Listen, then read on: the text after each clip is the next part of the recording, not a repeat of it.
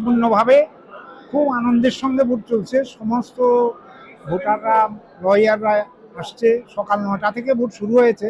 প্রথম দিকে একটু কম ছিল, তারপর বেলা 10টার পর থেকে ভোটারের সংখ্যা বাড়ছে এবং সবাই বেশ আনন্দের সঙ্গে এসে ভোট দিয়ে যাচ্ছে।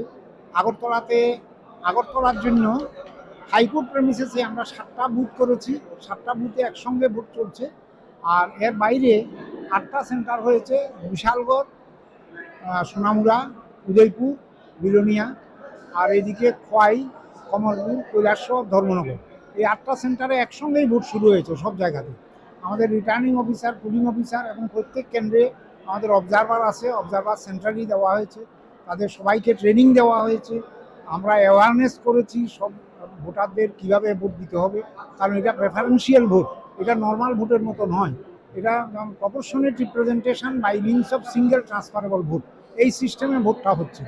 তো সুতরাং প্রত্যেকটা ভোটারকে তাদের চয়েস অনুযায়ী ভোট দিতে হবে এবং 11টা ভোট দিতে পারবে এক একজন ভোটার, কারণ 11 জন ক্যান্ডিডেটকে সিলেক্ট করতে হবে 14 জনের মধ্যে।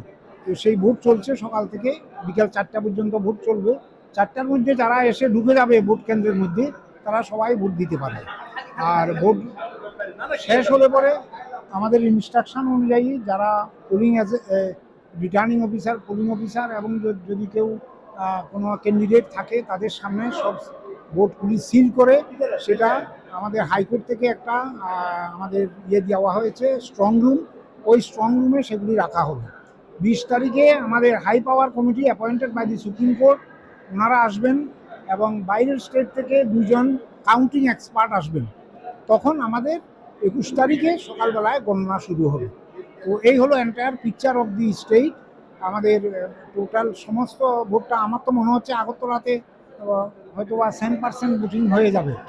প্রচুর ভোটার আসছে এবং অলমোস্ট নিয়ার অ্যাবাউট 50% ভোট এর মধ্যে হয়ে গেছে। এর মধ্যে